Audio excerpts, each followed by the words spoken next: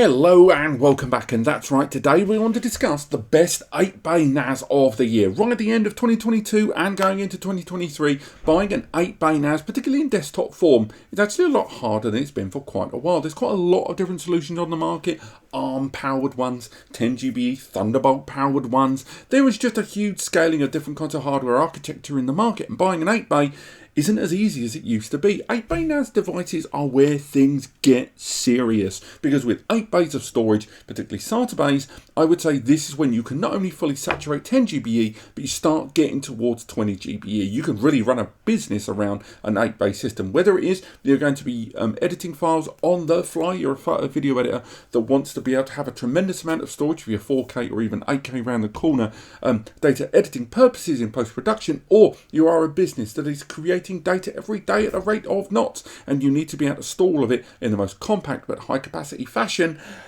An 8-bay is where it's at, you know. And an 8-bay NAS device has been popular for more than pretty much the duration of the popularity of NAS from the beginning. Although 1s and 2s and 4-bay NAS devices like these were popular, businesses always needed to go bigger. And even though they support the latest hard drives at 18, 20, 22 and even 24 TB around the corner, it's still worth remembering that data that we use grows as well, and an 8-bay device just becomes the perfect middle ground between the hardware and the storage, with 8-bay where most brands start to take their hardware very, very seriously as well. Now in today's video, I'm going to tell you my top 3 8-bays. There's also an honourable mention that we'll get on into a bit, but before we go any further, it's worth highlighting that regardless of whichever one of these 3/4 8-bays that you go for, they all provide some of the same things. So whichever one you go for, you'll be covered if the following is what you want. Number 1, you want a NAS device that you can access anywhere in the world or via the network, as well as keeping it secure, keeping it 2-step authenticated, keeping it encrypted,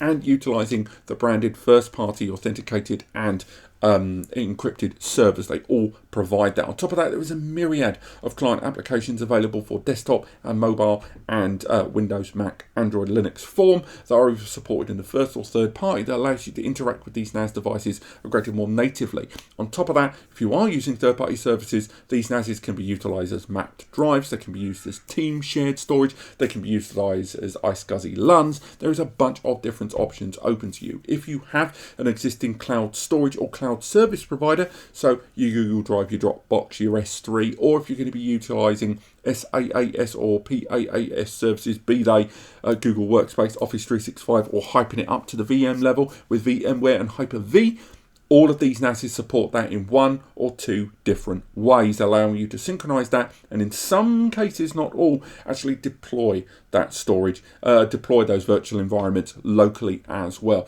And when it comes to multimedia for you home users out there, or you prosumers that are trying to find something from home and business, all 3 of these devices /4 arrive with a multitude of multimedia applications that allow you to enjoy your photos, music and videos, as well as supporting third-party ones like Plex Media Server very, very well. They all support virtual machine environments, container environments, and they all arrive with surveillance applications on board as well that allow you to attach cameras, although the level of that software and the extent to which you can use it does differ quite differently.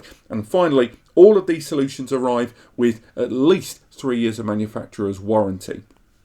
So regardless of which one of these you go for, you can end up with a great solution. But before we get on to the 3 8-bays that I recommend, I think it's worth mentioning that honourable mention. This is an 8-bay that isn't making my top 3, but it has been in my top 3 for the last 4 to 5 years. And even if it's not in my top 3, if you see it for a bargain price, I'd still recommend it, and it is the TVS 872. Now the TVS 872X, the TVS 872N, the TVS 872XT, depending on whether you want 5GBE, 10GBE or Thunderbolt, all of them still absolutely kick bum. They are great. They're Intel Core powered at i5 and i7 processors, supporting 64 gig of DDR4 memory, optional Thunderbolt on there if you want it, Thunderbolt 3 connectivity, M2 NVMe's at PCI Gen 3x4, PCI Gen 3x16 upgrade slot.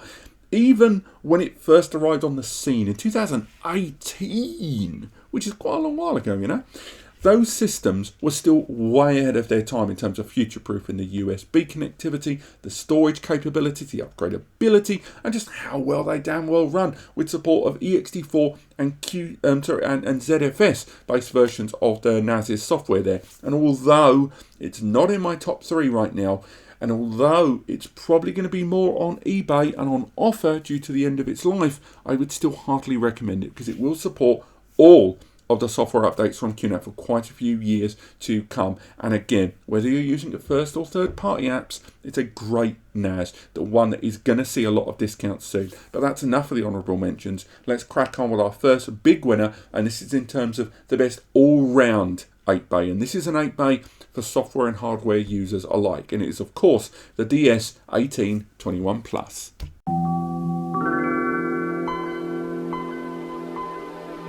Now, the DS1821 Plus is by no means the most powerful 8-bay on this list. Indeed, I have heard mention of another sneaky little 8-bay coming next year from Synology that probably is going to overshadow this quite dramatically in terms of power.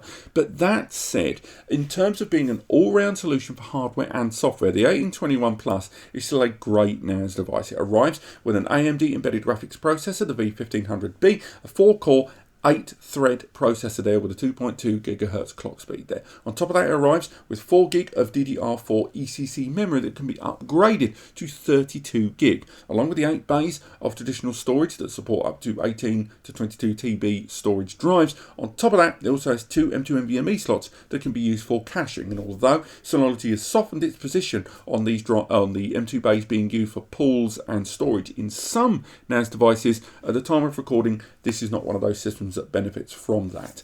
It's got 4 1GBE ports, which are fine, but it also has a PCIe upgrade slot of 3x8 that allows you to add 1 and 2 port 10GBE cards, as well as their 25G fiber card and other third-party supported cards as well. There is a combo card from Synology, but given this has M2 slots already, that's not really usable. So this is a system that, although the hardware is better than average, and it's not tippity-top, it's still better than average, it's more about that software as well, and there's a complete package. DSM on this device is just incredible. It's by far the best software you can get in the world of network attached storage in terms of its usability, in terms of its features, the fact that it includes a myriad of applications that will replace a lot of your first party home or office tools, because they provide their own Synology Office, Synology Drive, Synology Mail, Synology Virtual Machine, Synology Chat.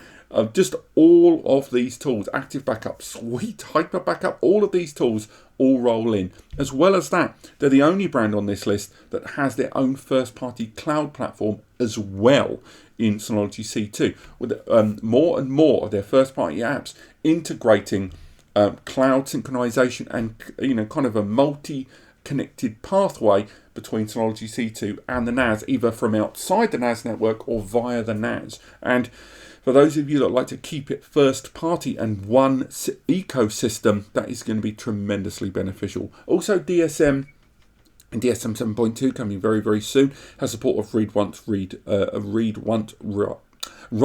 read many, worm support there, as well as full volume encryption and integrations and improvements in all of their first party apps from Synology Drive, which now supports both Mac and Windows environments, I should say, with all of the file pinning, file streaming, and also improvements in Active Backup Suite, which already allows you to synchronize and in some cases port over to a virtual machine version of your physical machines that you synchronize with, and third-party clouds in VMware, as well as those SAS services from Office 365 and Google Workspace.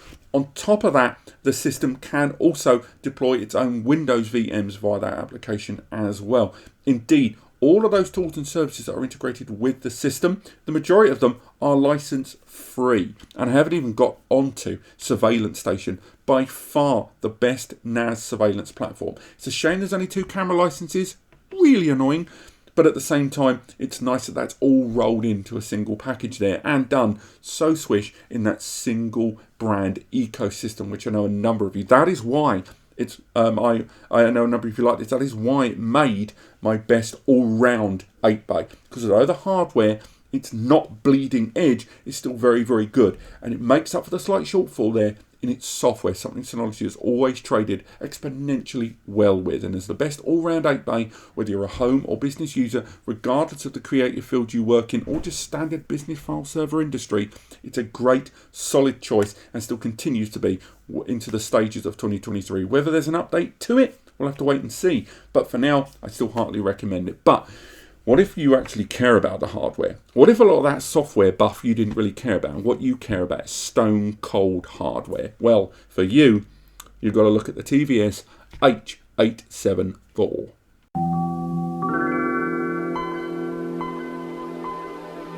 Now, the TVS H874, and from this point I'm probably just going to call it the 874 from QNAP, is a monster. There's no other way to put it. In terms of hardware, there are things about this device that are utterly unique and not available on any other brand. Now, to give you a little bit of a tippy toe into that, first and foremost, the CPU. It's using a 12th gen Intel Core processor there. Now, whether you go for the 2 or the 6 or the 8-bay, and there are other versions out there arriving on the scene, the default model is an i5 6-core system, and it's a 12th gen. That's pretty much bleeding edge. It's the only NAS that I know that's utilizing 12th gen Intel. Now, with that CPU can be burst up to 4.4 gigahertz of performance, which is insane. That is twice the clock speed of the Synology we just talked about, and far more capable and ready. It also arrives with 32 gig of memory, although I might check that can currently be scaled up to 64 gig, but in the future will almost certainly hit 128 without breaking a sweat. And again, that's DDR4, almost certainly supporting ECC memory as well. Now, it also has PCIe slots to go along with the 8 bays of storage. Now, the 8 bays of SATA storage, again, 22 TB, yum, enormous amount of storage. But the PCIe architecture of this is Gen 4. Why is that a big deal? Because QNAP are the only brand out there at the moment with a PCIe Gen 4 NAS hardware on the market. Why is that important? Because of the speed. One lane of PCIe 4 is 2000 megs. Okay? This has a PCIe Gen 4 times 16 PCIe slot, which is insane. Which means you can use some of QNAP's upgrade cards for dual port 100 gig ports. 4-port cards that are all Gen 4 times 4 at 7,000 to 8,000 megabytes per second per SSD. Hell, the system has M2 slots on board that are Gen 4 times 4. Its its ability for internal bandwidth and a CPU to keep things juggling on is unparalleled. And those upgrade slots there for the PCIe to add substantially more network bandwidth or improved internal performance speeds, and the combo cards that QNAP have released that give you both on dual port 10G combo cards that this supports are unheard of elsewhere in terms of hardware. Now, there's 2.5 GBE, fine. There is USB 3.2 Gen 2, fine. I mean, they're all good, but they're getting massively overshadowed with the rest of the hardware. And the system is pretty much 4K and 8K ready. You hear me? 8K ready. Because whether you're going to be utilizing this for editing your enormously high-spec raw video editing files there, and you scale up the network connectivity, or it's all being managed internally via a VM, this thing has got you covered. Now, in terms of the software, although QTS or QUTS, we'll get onto that in a bit, isn't quite as good as DSM, I will say it's pretty darn close and getting closer all the time. A huge number of first-party apps, again, not quite as many as Synology, but more customizable apps, a more customizable range of utilities available off the bat, and a huge amount of support of third-party tools and third-party deployment. I hate seagulls. Now, when I said QUTS there, the reason that's important is this system allows you to choose a file system of ext4 or ZFS. That's right, ZFS with faster RAID builds, faster RAID rebuilds, faster RAID resilvering. Again, options like inline data deduplication and inline data compression. All of that means this system runs tremendously fast and with triple parity support thanks to that ZFS setup there. Now, whether you're going to use this with third-party tools or first-party tools, it doesn't matter because the hardware you're paying for here is tremendous when you compare it to other 8-bay NASs on the market there. On top of that, when it comes to virtual machine use or using other operating systems, there's a lot to talk about. So first and foremost, there are 3 independent applications this system, or technically 4, that it arrives with for your virtual machine utilities. So if you're using third-party utilities, Hyper-V, VMware, that sort of thing, or other hypervisors, you can synchronize them remotely with the device, whether they are, again, whole VM tools using Hyper Protector, or if you're going to use things like BoxSafe to integrate with Google Workspace or Office 365. Alternatively, if you're going to run containers, they have their own dedicated container station application with its own access to the registry to install them. Otherwise, if you want to run Ubuntu VMs, there is a whole Ubuntu application that within 3 clicks allows you to install the latest Linux Ubuntu VMs directly to the system. But the best of all is Virtualization Station, the most comprehensive VM hypervisor tool available on NAS right now. You can download ready-made Windows VMs or other virtual deployed software platforms to the NAS from within the user interface and run multiple. Remember that hardware architecture, because you'll really make the most of it. And with that, you can configure them in so many different ways, even running them locally via a KVM there. You can even configure and attach individual ports and connections that are physically on the system to that VM, and therefore it makes it one of the most customizable virtual deployment tools in the market. I haven't even touched on that this system can have TrueNAS installed on it if you want, although QNAP aren't really going to want you to do that. But overall, in terms of hardware power, it is unquestionably the best 8-bay in the market, and I've got no hesitation in recommending it. Other than that, let's talk about value, because I think it would be fair to say the systems we've talked about thus far, they ain't cheap. So maybe let's talk about the best value series 8-bay in the market right now, and for that, it's going to be the T9 423.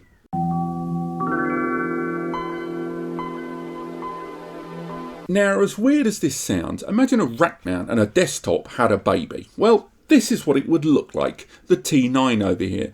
Now, this is an incredibly unconventional design, I think, in terms of desktop computers. It's the closest we've ever seen a desktop NAS resemble that of a rack mount and take advantage of the benefits of either field. It has an element of compact design that you wouldn't find on a rack mount, but at the same time, it takes advantage of a lot of the cooling methodology that you only find in rack mount devices. And although you shouldn't really deploy it like that because the ventilation's at the bottom, you can still deploy it like that and get that horizontal deployment very easily. Now, I say it's an 8-bay. I think someone's going to call me on this. This is a 9-bay. It's got 9 bays of storage, but frankly, it costs less than most 8-bays, and it still gives you the 8 bays of storage. And I think we're not really going to give it a tough time just because they've happened to have thrown in another bay of storage for us there.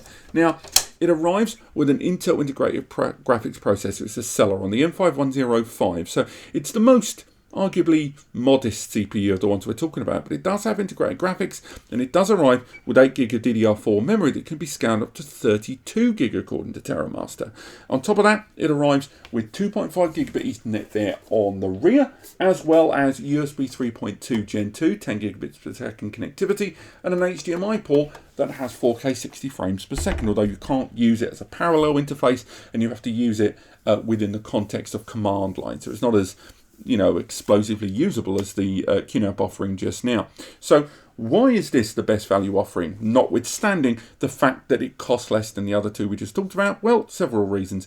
Number one, it has a number of the features of the other brands. So it has support of BTRFS and ext4, much like the Synology. It has a flexible RAID system that allows you to mix and match different drive capacities, known as T-RAID, which is the same as Synology's hybrid RAID system. But at the same time, the TOS platform on here also has M2 NVMe slot inside that allows you to use it for caching or raw storage, much like the QNAP there. And its deployment does allow you to run a VM with the HDMI output within the standalone system. Also, this system, although again TerraMaster wouldn't really want you to do it, does allow you to turn this into a TrueNAS system. Rather than building a TrueNAS from scratch and buying the CPU from there, the memory from there, all these different brands, and putting it all together and hoping for the best, they give you the ability to buy a ready-made, efficient 24/7 server, pre-made with all the hardware, but then you can just pop TrueNAS on it if you choose. Again, TerraMaster will probably not support you if you go down that road, But it's certainly better and more efficient and less time consuming to go ahead and buy a system like this and pop TrueNAS on it than building it from scratch and then getting a server that is not optimized for 24/7. Not everyone's going to agree with me, but I'm telling you, for those of you that love all the benefits of ZFS-based TrueNAS, or if you want to use the Linux version in scale, or even Unraid, this is a nice way to get a 24/7 server and still have access to that software without getting your hands covered in silicon. So, the software, not as good as Synology or QNAP's platform. I've got to say, TOS 5 is very, very good, and there's an update coming out for it very, very soon. There are applications on there for virtual machine use. They are third-party. There are tools on there for synchronization with cloud, localized backup, and the centralized backup tool to back up your client machine. There's also an AI photo recognition tool that allows facial, person, or thing recognition. There's a surveillance application on there as well to attach multiple cameras. And there are more and more multimedia indexing and basically home use applications being added to an already existing database of business file server applications in TOS 5. Indeed, the responsiveness of TOS 5 and the user interface you navigate while dealing with the system is very, very smooth now. Indeed, they have added an isolation mode on this, something not available on the other brands, where if you're concerned about remote access to your system or internet connectivity, at the click of a single button in the user interface, you can disable all remote internet level connections, disable all file services and protocols, again including Telnet and SSH, as well as any third-party application using external accessible.php. It disables all of them until you reboot the system and manually disable the setting. That's something in terms of security which gives a tremendous sense of peace of mind at the touch of one button. Now, again, they're the value tier for a reason, and I'm not going to say that the hardware here is going to challenge that 874 that we talked about from QNAP, but I will say in terms of value for money, this 8/9 bay system gives you a heck of a lot, and I think it makes it a little bit more home or prosumer accessible in terms of hardware than the other two offerings that we talked about, which have got a larger step into the world of business, be it small, medium or high business. And I will still continue to recommend the T9 to those of you that are looking for a system based more on its hardware and value than it is on its software. And don't overlook the ability to upgrade it in one way or another in terms of software, as far as many of you are concerned, towards TrueNAS. But this has been the best 8-bay of the year. Again, if you're watching this video in about 5 to 6 months, maybe halfway through 2023, then maybe look around again, because I'm sure there's going to be a few more 8-bays on the horizon which might be worth your money and your data. If you want to learn more, there's a link in the description that goes to the full NAS Compare article, where we detail a lot more about why we picked these three NASs today, as well as links to other NASs and other articles that you may want to think about. If you need more help, the free advice section is linked below. It's a little blue box on NAS Compares, where you can get free advice from me and Eddie, the web guy. Alternatively, head to the community forum, where me and Eddie, who does more work on there, and other NAS community members who can help you with your data storage queries there. Last thing, if this video has helped you, and if you were going to buy from Amazon anyway, very important those two things are true. If they are, please use the links in the description to take you to Amazon, where anything you buy via those links, as soon as you get there, will result in a kickback coming to here at NAS Compares, where it allows me and Eddie as Amazon associates to carry on doing what we do, because we get a bit of a kickback there. But that's up to you. It's only if this video has helped you and you're going to go to Amazon anyway. Other than that, if you want to learn more, click subscribe. And if you have enjoyed the video, click like, because it really helps us out. But apart from that, thank you so much for watching, and have yourself a bloody great Christmas.